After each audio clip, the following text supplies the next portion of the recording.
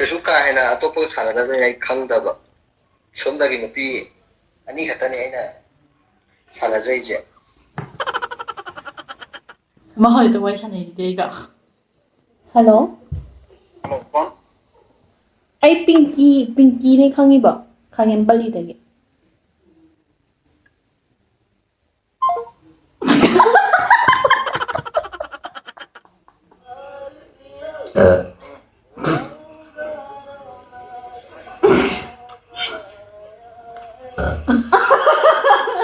ising ang sasabihin.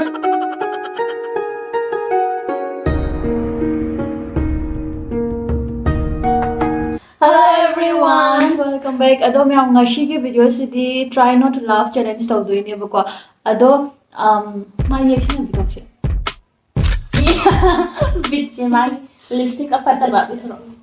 Ado no bina lipstick logo chakrikanda hojik startup brand ama mayam de introduce to hoge. Haidi mamangi video da so dum khara toina ha pe sigi se STMU haiba brand se sigi. Ado ngashi en utto isina sigi papaya gel sine ba. Ai bema gi phaigan do ai gi phaigan nalle.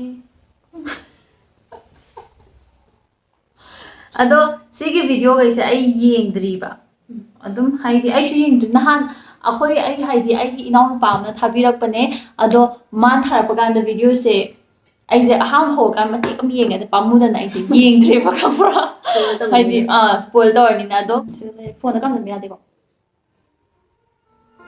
ai ising umdriye ising umdriye ising umdriye ising umrosira umsino umno mayo kayo yam di umnaro kampo popon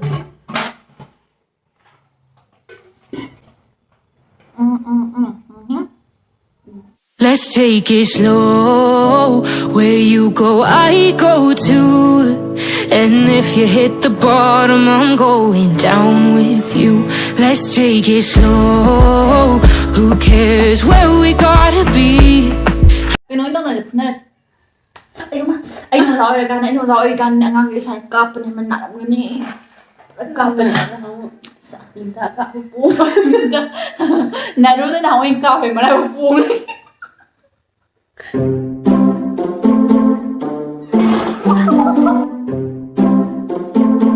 Hello, how are you? I'm under the water. I'm under the water. Alam mo kali. Tengok dia. Ay iru deh. I'm under the water. Hello, I'm under the water. Macam salah terus kau ikan macam mana? Hindi ba ganito putulo? Alam mo lang, ako pa yan kaleba. O talaga nung naya ako sige kami. Ma, lahat niya pa rin siya ako ang putulo.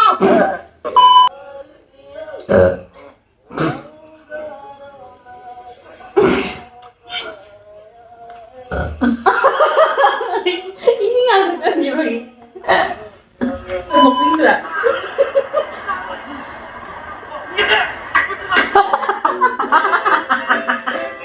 Lord.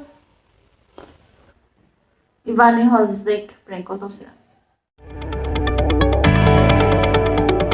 मिलिए लिक्सिस से जो एक small company में काम करती है। लिक्सिस की company में इस एपिडेमिक की वजह से कंटिन्यू सेल्स गिरती ही जा रही है। लिक्सिस के बॉस लिक्सिस को अपने कैबिन में बुलाकर उसको रिलीविंग लेटर दे देते हैं और उससे कहते हैं हमें आपकी सेवाओं की कल से आवश्यकता नहीं पड़ेगी। लिक्सिस उदास हो जाती है। लिक्सिस फिर से नई जॉब तलाशना शुरू कर देती है और वह कई कंपनियों में इंटरव्यू के लिए भी गई, लेकिन वह किसी भी इंटरव्यू में पास नहीं होती है, इसलिए वह फ्रस्ट्रेट हो जाती है। A few days later, लिक्सिस एक नई कंपनी में इंटरव्यू के लिए जाती है। वहां जाने पर उसे मालूम होता है कि उस कंपनी का बॉस उसका क्लासमेट रह चुका है। ओह हाय! हे लेक्सिस, इतने दिनों बाद, कम इन। मिलने पर वह दोनों खुश हो जाते हैं। लिक्सिस अपने क्लासमेट से कहती है, अरे वाह, तुमने तो बहुत तरक्की कर ली है। हाँ, ये मेरे एक नए बिजनेस का कमाल है। लिक्सिस का क्लासमेट उसको reliancegr.com के बारे में बताता है और साथ ही उससे ये ऐप प्रॉपर तरीके से समझने के लिए भी कहता है। लिक्सिस का क्लासमेट उससे कहता है कि किस तरह से उसे शुरू में केवल 1000 रुपए एक प्रोजेक्ट में इन्वेस्ट करने हैं, जिससे कि तुम रोज आसानी से 11 रुपए कमा सकती हो। ओके, आई सी। और यह इंटरेस्ट डिविडेंड में डिवाइड हो जाता है। ये लो 5 लाख रुपए का कार्ड, जब कमा लो तो वापस कर देना। तुम्हारा शुक्रिया। Yes, right. Our mission is to double your wealth. Reliance Group has grown from a single industry to a comprehensive enterprise in energy, retail, entertainment, and wealth management. In every field, we take innovation as the leading route. Our vision is to achieve more outstanding performance in global business. Reliance Financial's wealth management products and services are for all Indians and promote the overall economic and social development of India. We have been focusing on investing in our wealth, creating platform and will realize more wealth dreams for thousands of Indians. लिक्सिस अपने classmate की instructions को follow करते हुए उसके बताए अनुसार invest कर देती है और वह उसे थैंक यू कहते हुए अपने घर आ जाती है। आफ्टर अनदर 2 days, फिर जब 2 दिन बाद अपने अकाउंट को देखती है तो वह पाती है कि 22 रुपए का इंटरेस्ट और 1000 का प्रिंसिपल अमाउंट उसके अकाउंट में आ गए हैं। वह ये देखकर बहुत खुश हो जाती है। अब लिक्सिस इन्वेस्ट करना सीख चुकी है और वह 2 प्रोजेक्ट में 10,000 और 80,000 रुपए इन्वेस्ट करती है। अब लिक्सिस ने reliancegr.com पर बहुत सारे रुपए कमा लिए हैं।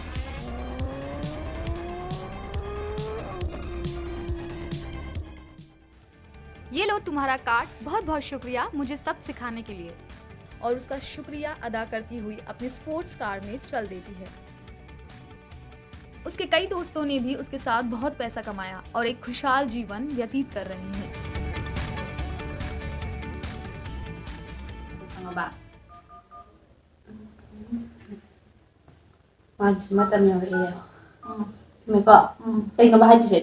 Hello, nang huli ka na kangali hai kita hire ne hamra ade man ado nang ai nang kai ha mi da top na pi da ko khanau ba ai min ni chong thong ngai ngai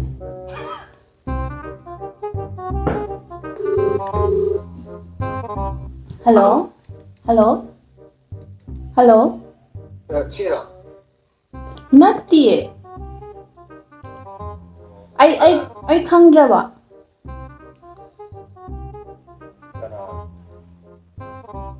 yam thuna kaawina Number save tamda wai da. na hojik kai de nupi korige Ha. kai de khangnarige ba ai kaawraba ai khonje khangdraba Khangre. yam thuna kaawina Number save tamda na khangre dui. Oyati. na hojik nupi am koyen tai yam thuna khangnaramina Kana no hai. Ai ko laksin na re. as lore ai bo khangbitre Ai di kasu ka hai na atopo sala da ai khangda ba. Somda gi nupi ani khatani aina sala jai je.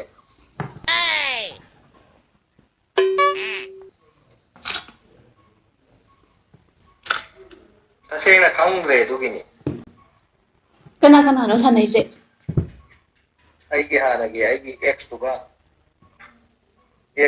hana phawna ni ma phawna dra na tongna la bai da no ma kana bu pui dri adu di nang khangnabado toknar ai gan khangars kayo taw ko anjana rasina ha nang na khangnai nupi jam angang ne ba to obai gan konarse ya de kai no si bas bo to ngi ngi ya right bo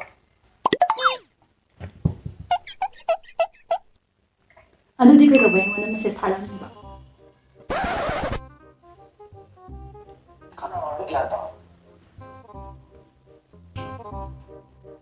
hongdo hongjin natte hongdo hongjin yabra haraga kai do bagi ai ngona message thalam no ba natte ai ta se ya ta dre ba ai su gyan ta dre ne haidi koina je na hairame aduga aina tha man ni ngai ro haire aduga nupi ma koirame si kai kai mai so ai ba ꯊꯥ ꯑꯃꯅꯤ ꯉꯥꯏꯌꯨꯒ ꯍꯥꯏꯅ ꯀꯅꯥ ꯌꯥꯎꯔꯦ ꯎꯅꯔꯝꯒꯅꯤ ꯅꯪꯒꯤꯗꯨꯗꯤ ꯑꯣꯟꯅꯗꯦ ꯁꯨꯃꯟ ꯅꯠꯇ꯭ꯔꯣ ꯃꯥꯅꯤ ꯊꯧꯕꯥꯜꯗꯒꯤꯗꯣ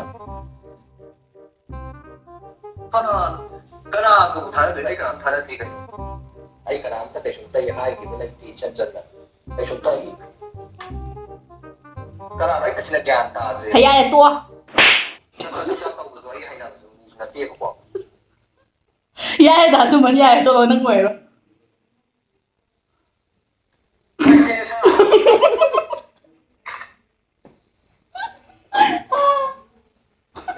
ꯉꯥꯏꯕ ꯁꯥꯟꯅꯒꯦ ꯇꯧꯔꯤꯁꯤ ꯅꯣꯛꯀꯦ ꯇꯧꯔꯤ ꯐꯨꯕꯗ ꯉꯁꯤ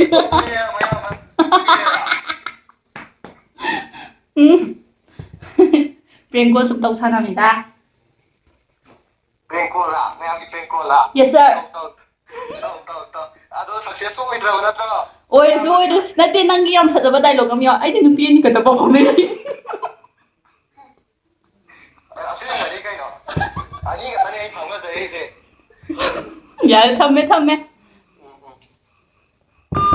ꯑꯃꯃꯨꯛ ꯇꯧꯁꯦ ꯑꯃꯃꯨꯛ ꯀꯅꯥ ꯇꯧꯗꯣꯏꯅꯣ ꯑꯅꯤ ꯑꯍꯨꯝ ꯑꯗꯨꯋꯥꯏ ꯄꯥꯏꯔꯛꯇꯦ ꯃꯍꯜꯗ ꯋꯥꯔꯤ ꯁꯥꯟꯅꯩꯁꯤꯗꯤ ꯑꯩꯒ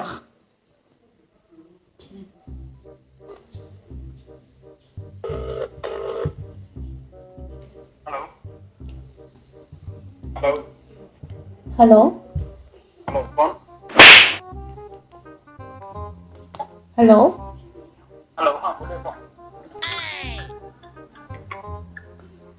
दातम थे नट्रा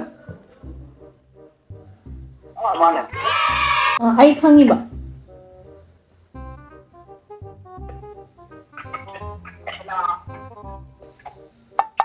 आई पिंकी ने खंगीबा खंगेम बली दगे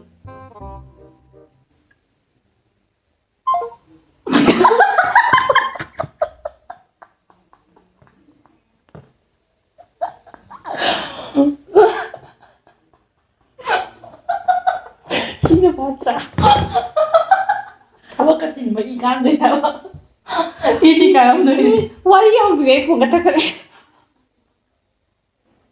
अदो नाउबीसे हौजिकतो फोन थमग्रेबा आइदो खाइगे तौबदो खाइना हौदे का सका ꯑꯩꯁꯦ ꯐꯣꯟ ꯁꯥꯏꯂꯦꯟꯠꯀ ꯊꯝꯖꯩꯅꯦ ꯍꯥꯏꯕ ꯁꯨꯝ ꯆꯦꯛ ꯇꯧꯔꯛꯑꯗꯤ ꯀꯥꯏꯅꯒ ꯑꯗꯣ ꯅꯥꯎꯕꯤꯒꯤ ꯚꯤꯗꯤꯑꯣꯗ ꯑꯃꯨꯛ ꯆꯠꯂꯁꯦ ꯅꯥꯎꯕꯤꯒꯤ ꯆꯦꯅꯦꯜꯗ ꯑꯃꯨꯛ ꯂꯥꯛꯑꯁꯦ ꯃꯔꯛꯇ चैनल कहीं नमदे ꯀꯩ ꯅꯝꯗꯣꯏꯗꯣ ꯍꯥꯏꯔꯣ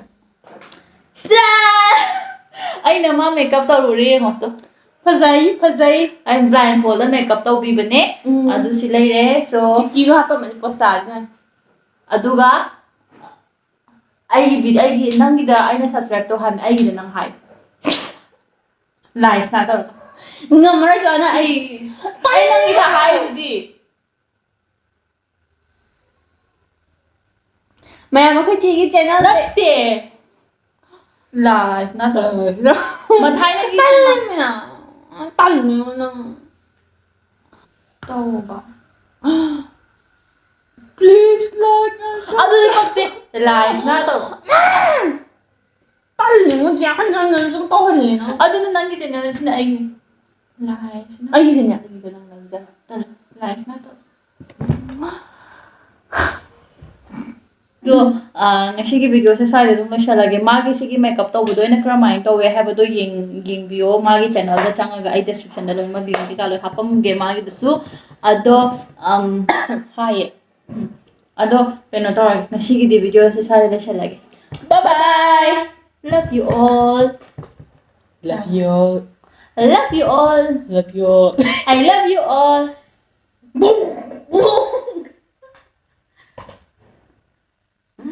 आई